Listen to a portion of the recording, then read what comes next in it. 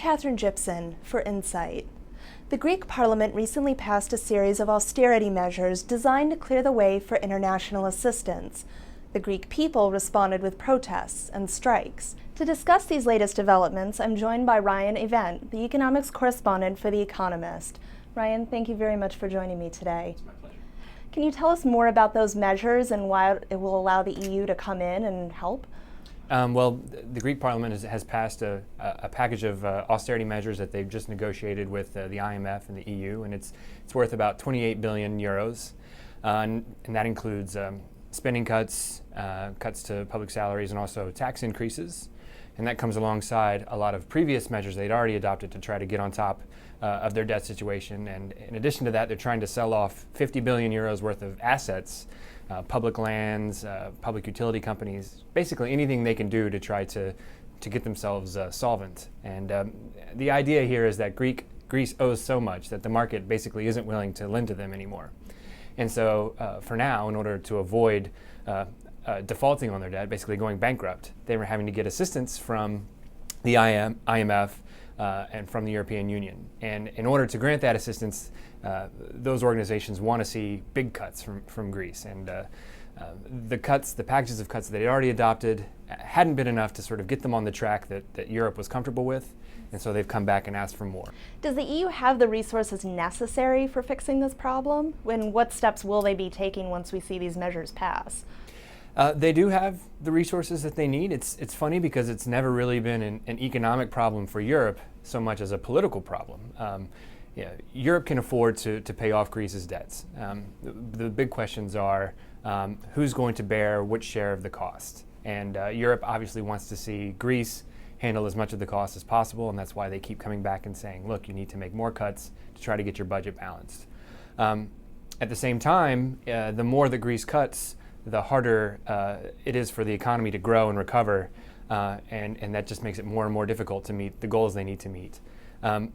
But from Europe's perspective, if they give too much to Greece, or they are contributing too much to Greece's problem, then it's going to encourage other countries not to cut as much, because Greece isn't the only country that's in this situation. Portugal's in this situation, Ireland's in this situation, and so they're trying to keep the situation contained. In order to do that, they need to make sure that they're not too generous in what they're providing. So we've seen these different waves of austerity measures being passed through the Greek Parliament. How are the Greek people reacting to that? Well, they're not very happy, as you might imagine, and understandably so. I think that most Greeks realize that their spending was out of control, that in the wake of the sort of global recession that we saw, that they just couldn't afford to continue doing what they'd been doing, and they needed to make cuts. I don't think they anticipated having to make cuts this sharp, this fast. And it's been very hard on the Greek people. It's been hard on their economy. They're still in recession. They haven't gotten out yet, and they're expected to stay in recession through all of next year. And that's translated into extremely high unemployment.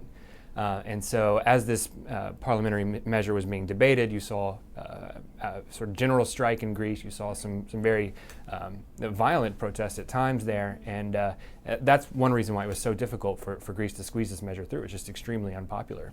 So you see the police firing tear gas at the protesters, and we know that the unions are going on strike for the first time in more than 35 years.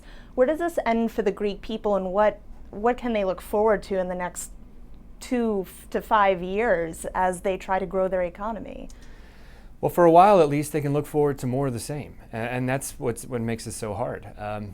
They're not going to be out of the woods anytime soon. They had hoped to return to markets to be able to borrow by the end of 2013, and for now it looks like that's not going to happen. So they're looking at 2 or 3 more years of having their debts paid off by Europe.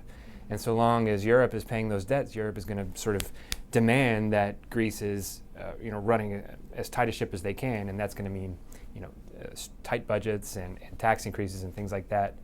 And I think the problem for Greece is that, if you look at a country like Iceland, which had a serious economic situation a few years ago that was very similar to this, when the trouble hit, their currency, they weren't part of the Eurozone, their currency sort of dropped significantly, and that allowed them to pick up their export industries and grow their economy in that way. But Greece is part of the euro, and they don't have that option. And So basically, they're stuck. They have no ability to stimulate their economy in any of the ways that we're used to thinking about. And so that's just going to make for a long, hard slog out of this. And I think the hope is that 5 or 10 years down the road, after they've gotten through all these measures, that their government will be leaner and it will be more responsible. And at that point, maybe they'll have a stronger foundation for growth. But that's a long way away. That's hard for people to sort of stay focused on when things are so hard right now. Right. So is the crisis impacting the U.S. in any way, or are we not even seeing some of those effects? We see it in a few different ways, I think. Certainly whenever there's the concern that Europe's not going to do what it needs to do to prevent kind of a chaotic, catastrophic default, which every once in a while it seems like maybe it's going in that direction. When it looks like things are going out of control, that spooks financial markets, and that affects the U.S. Banks here, financial institutions here are concerned that they're going to be hurt by whatever crisis erupts. And that causes them to pull back on lending and generally affects confidence in the U.S. So we've sort of seen that come and go. Last summer when we went through an economic rough spot here in the U.S., that was partially because these debt issues were bubbling up and it kind of scared everyone. And to a certain extent, that's happened in the spring this year also. And there's another concern that U.S. banks have lent money to Greece, and so there's a concern that if Greece were to default, even in an orderly fashion, that could put banks in a situation like they were in 2008, where they become insolvent. I don't think that's as big a concern, but it's something that I think that U.S. policymakers are keeping an eye on. But the main thing is confidence, and just waiting and watching and making sure that the financial crisis that occurred in 2008 doesn't reoccur because Europe has mismanaged the situation. All right. Well, Ryan, thank you very much for your time today. It was great to speak with you. Yeah, it's my pleasure. Thank you.